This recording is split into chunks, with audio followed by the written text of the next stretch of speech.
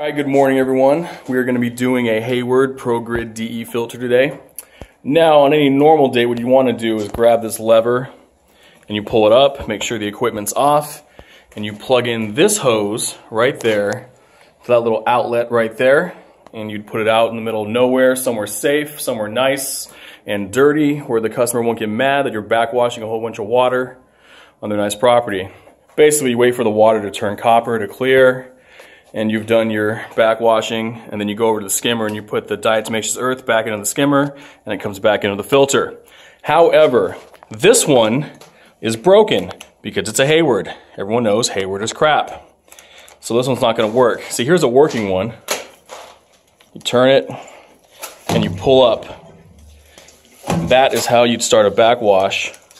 This one, however, you turn it and you pull and you don't get anything. We notified the customer, they're not interested in repairing it right now. So we're gonna have to open up this entire thing and clean it manually as opposed to backwashing it.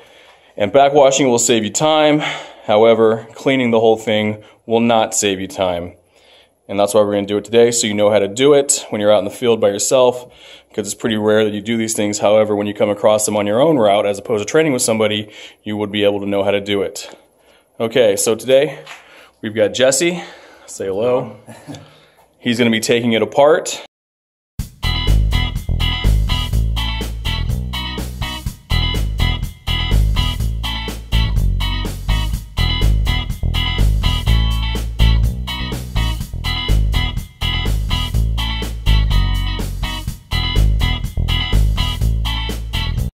All right, that took a few minutes, but that's what you expect from a Hayward. So Jesse's going to go ahead and take the top off, being very careful, hoping not to destroy or break the gauge. Be very careful. This is fiberglass. Never put your forearms on it.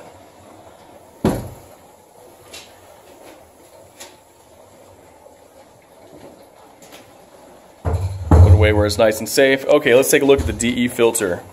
This is the most common design you'd see. All those little pieces, they can be separated, even the top part. There's a nut right there.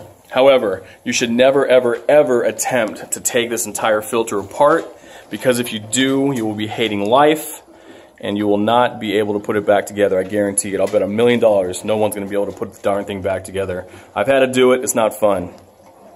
So the best thing to do is grab it from the top right here and just wiggle a little bit, because the entire filter is going to separate from this pipe to here. So basically this pipe is connected to the entire filter.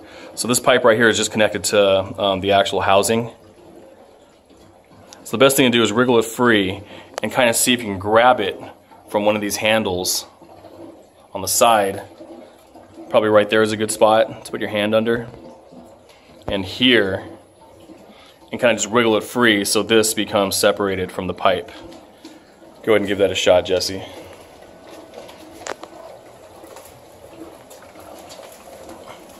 Can you feel it giving?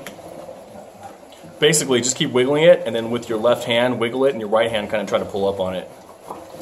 There you go. It's very heavy. That's a lot of things. That's one thing that a lot of new guys don't understand, that this is extremely heavy.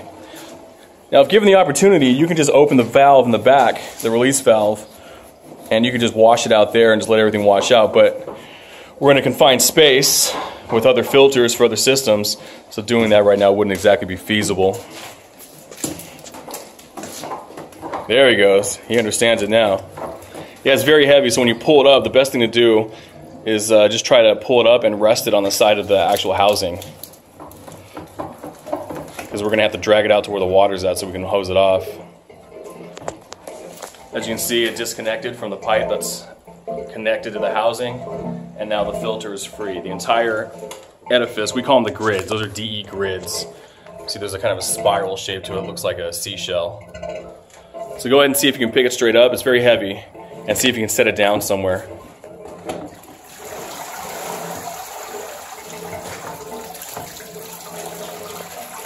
The best thing to do is pull it out and let it rest on the housing and let it drain out a little bit. Because the more water you can get out of it, the easier it'll be to pick it up and grab it and take it somewhere. It's very heavy, right, Jesse? Yeah. What do you say, 60 pounds? Yeah, about that. Okay. So it's a little bit awkward here because all these pipes, they're basically in the way. So you couldn't just grab it and just yank it out. You're going to have to grab it and put it over all the pipes and walk it over. Okay, the DE grid filter is out, so let's take it over the water and hose it off. Okay, so we've got the DE grid filter out in a nice dirty area where we can hose it off and make sure that we're not going to make a mess in someone's beautiful backyard. Now the best way to clean the filter is to do it 360 all around using a hose in your nozzle provided to you by your employer. And also what you want to do is you want to get inside the grids. You want to wash them on the inside too. And once you've cleaned the top part, go ahead and turn it around and clean the bottom part too. D's really messy, and some of it clumps up pretty hard, like sand, like wet sand. That's what it does. So what you want to do is just hose the crap out of it.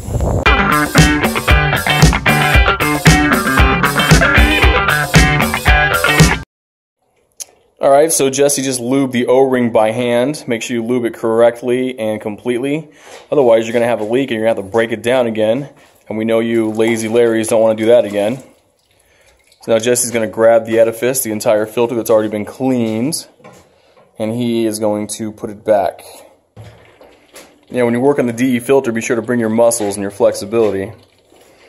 Because these pool companies that built these pipes and hoses and everything, they weren't really keeping the pool guy in mind when they put them all together.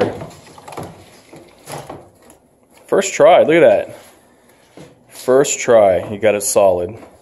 Yep, there you go. That's how you clean a DE filter. Hope you enjoyed this instructional. I did not because we got dirty. Well, he got more dirty than I did. Just a little bit. So yeah, we're just going to put the housing cover back on it, and then we're going to go over to the pool. We're going to turn the pool on, and we're going to make sure the suction ports are going full blast, and we're going to add diatomaceous earth so we can recharge these grids, because these things don't just magically clean the pool. You got to put diatomaceous earth in them. Okay, and the final step for taking care of a diatomaceous earth filter is after you've installed the filter and cleaned it and put it back together, we're going to come over here to the skimmer, make sure suction's going. Let's go ahead and take that net out, or the basket, pardon me. Make sure there's no lizards or rabbits in there. If there is, we're going to have lunch. Alright, so that right there is swimming pool filter powder. That's diatomaceous earth. Go ahead and take this scoop. We're going to put about 3 scoops of diatomaceous earth. Let's go ahead and open that bag. A little bit windy today, if you couldn't tell. So we're going to try to make sure we don't make it too messy.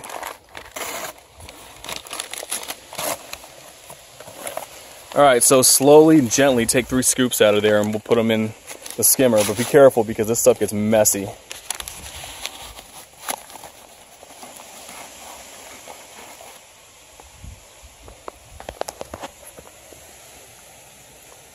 See what I mean? This gets all over the place. So this is how we're going to recharge the DE filter after we cleaned it off.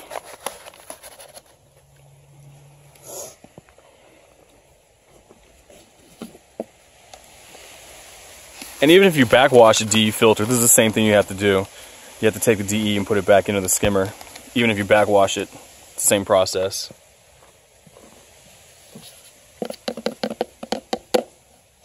Go ahead and put one more for good measure.